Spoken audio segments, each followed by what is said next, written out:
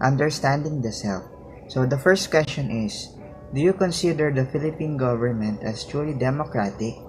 Why do you say so? Before I say my opinion if the Philippine government is truly democratic, first we will define what is democracy.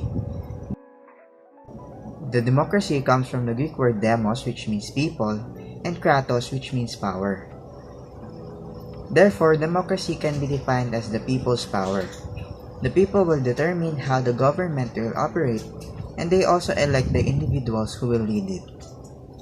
So Larry Diamond, a graduate of Stanford University, gave his opinion of what is democracy. He defines democracy as a kind of government that consists of four essential components.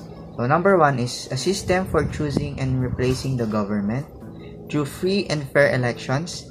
Number two, active participation of the people as citizens in politics and civil life. Number three, protection of the human rights of all citizens. And number four, a rule of law in which laws and procedures apply equally to all citizens. So these are the ideals of a democracy. Respect for individuals and their right to make their own choices. Tolerance of differences and opposing ideas. Equity, valuing all people, supporting them to reach their full potential. Each person has the freedom of speech, association, movement, and freedom of belief. And lastly, justice, treating everyone fairly in society and in court. So based on the characteristic of which democratic government have, the Philippines mostly practice the characteristic of being in a democratic government. The people have the power to vote for the position in the government. They have the right to choose who they like to be the president, vice president, senators, etc. But there is some characteristic that does not practice completely, or there are some flaws. An example is injustices because of differences in social status. I witness a lot of injustices, especially those who are poor.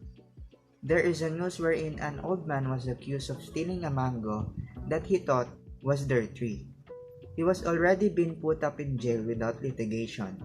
And there's also a man who is rich who tried to murder a traffic enforcer by running over him, and the police said that they don't have enough evidences even if they have CCTV footage of it. I think that the Philippines is considered a truly democratic country. It is because even if there are some flaws in our government system, the Philippines still practice a democratic country's characteristic. There are imperfections, but we should believe that there is no perfect thing. Even we humans are imperfect. But what I wish is that our government system still improves and give best service to the Filipinos. So the next question is, what is your concept of a meaningful life? Explain your answer. Life is full of challenges and problems, but we must always find ways to overcome them. Having a meaningful life is the dream of lots of people because it is connected with happiness. Though a meaningful life is different from a happy life, having a happy life is just you want to achieve the feeling of being happy, and it can be done in a lot of ways. However, having a meaningful life can also achieve great happiness, but it has deeper meaning on it. Living a meaningful life means being engaged, feeling a sense of purpose, and being able to align your passion and gifts with the highest ideals. These are my concept of meaningful life. So number one is being content with what you have. Being content with the things you have is a tool for being happy. Many people don't achieve great happiness because they always think that something is missing from them. Be grateful, thankful, and contented with what you have, and you'll achieve a meaningful life. But we should remember that being successful is the first thing to do before being contented. Next is achieving all your goals and dreams in life. When you aim for your goals, it can be meaningful because it is one you dream of. The other one is finding your purpose in life. It can be serving God or the church, serving people, serving animals, or serving the community. And the last one is, and the most important, is doing the things you love. It can value a lot for yourself and you can appreciate yourself more. So the last question is, what is your general idea of beauty? What is beautiful for you? Simplicity is beauty. For me, simple things are the most beautiful. The idea that we can find happiness in simple things is the same as appreciating its naked beauty. I find it beautiful when I see simplicity in people, places, and things. I appreciate them more for what they truly are. It is like finding the true meaning of a book by appreciating every chapter of it. I believe that the little things are the most important. When you find beauty in simplicity, you can appreciate more or love it more. I find it more peaceful if something is natural or not manipulated by humankind.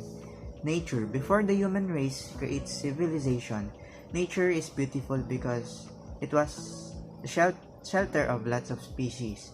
I once dreamt that I was lost in a forest, but I was not scared. Actually, I was delighted with the scenery of the tree. The sea, the soothing sound of the splash of its water, like a lullaby of a mother to its child. It makes me feel relaxed and comforted when I hear waves. I was not surprised because when I swim in the sea, it's hard for me to leave it because I enjoy it so much. The sunset, where the sun goes down like my eyes that will fall asleep. It is like waiting for the nighttime when it's time to rest, makes me feel relaxed. I find it also attractive to a woman who is simple in life, has no makeup, acts who they really are, and gives the vibe of what she as herself. It's so beautiful for me. But we always remember that beauty is always in the eye of the beholder.